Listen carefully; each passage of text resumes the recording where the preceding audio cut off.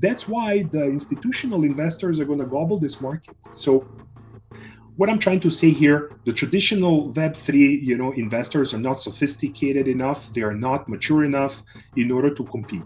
That's weakness number one, but also the opportunity. It's not that hard to build these capabilities.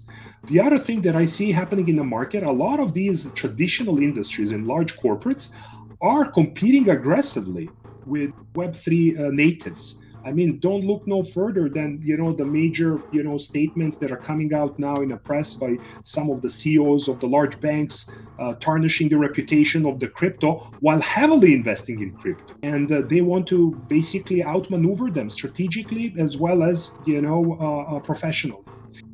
This man is here to warn the entire crypto industry. In this video, Paul of Agile Dynamics is going to share with us what we need to do to prepare for the giants that are looking to take down crypto. Remember to like and subscribe to ensure this important information reaches more people. Let's spread the word. First, let's get to know Paul. What's his background and why is his perspective so vital for us? I have been in management consulting for the past 25 years, been working predominantly in the growth markets of the Middle East. So I've been quite active in this triangle between Abu Dhabi, Dubai, and Riyadh. And I've been fortunate enough to work with the large enterprise startups. So I've spent time working with the petrochemical industry, where most notably I've worked with Sadara Petrochemical. That was a $25 billion a joint venture between Aramco and Dow Chemical, two global juggernauts. I've started off my career in this space with Du Telecom. That was a $6 billion national telecom built by Dubai government. More recently, I've spent time with Emirates Nuclear Energy Corporation, which is an energy program by Abu Dhabi government to develop one of the largest nuclear power plants. Your achievements are impressive, but we're talking about Web3 here, a whole new playing field. How does your experience align with the crypto industry? One thing that really stands out for all these engagements is that really it starts with the operating model.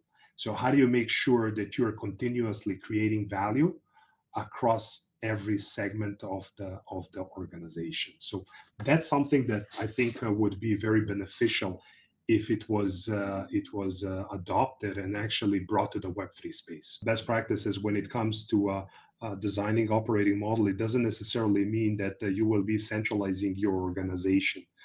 There are plenty of opportunities to build a very strong and robust operating model, even in a completely decentralized ecosystem, by deploying some of the tried and tested methodologies that have been proven for the past decades.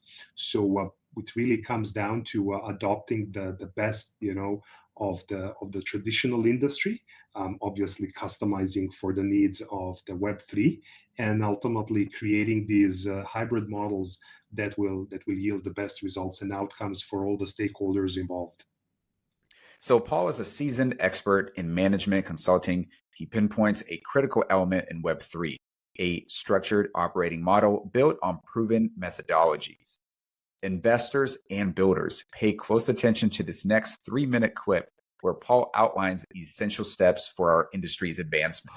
So when we're talking about the operating model, we're talking about a particular stratification of the corporate artifacts, such as organizational model, financial model, organizational structure, people, processes, technology, information, and investments. So those are the building blocks that put all together would define the operating model. In other words, how this organization is designed to operate in order to create value. Before we get there, we typically start with the mission, vision, values. In other words, what is the overarching direction of this organization? Then you would build the business model, the capability model, which is essentially defining the competitive advantage of the organization. So capabilities are that the defining moment of the organization, because that's the key source of the competitive advantage and differentiation in the industry, and then ultimately translating all this into the operating model. In order to create business that will last, it really has to be designed to operate effectively, to generate value, and to thrive If the market is up, if the market is down, it has to outperform the peers and competition, as well as the market. So how are you going to do that? In a very simple terms, you need to build an organizational model that is designed to create value. You need to have the incentives that will ultimately drive the performance and innovation. And you should have the tokenomics that will bring it together and ultimately connect you to the external market in a way where you're going to stand out because of your robust operating model that creates value and incentives that ensure the performance. That's what you're going to get as a success story. It's not the tokenomics magic algorithm that's going to create something out of nothing. That approach has been tried and tested in Middle Ages. It's called alchemy. It doesn't work that way. You can't turn lead into gold. So all these Web3 founders thinking, oh, we have this cutting edge technology, we have all these mathematicians and quants, they're gonna come back to us like, with the next best thing when it comes to tokenomics, and we're gonna, take off. It's not gonna happen unless you have a way of generating value as a business. Sales is king. If you can't sell, you can't drive revenue, I don't think you'll be able to have a sustainable business. So the first thing that I would look at is your ability to impact your top line. How big is your pipeline? Who are your clients? How much can you generate in terms of the revenue? I think all these long tail business models, oh, we're going to lose money for next 10 years and then we're going to turn it to profit. I mean, excuse my cynicism, these are not healthy businesses. There is a lot happening in the background that could justify these long tail, investments. But in a very traditional sense, where you are eating what you kill, this doesn't work. Whether you agree or not, Paul's straightforward approach demands respect. As an industry, we have more growing to do to stand firm against established giants.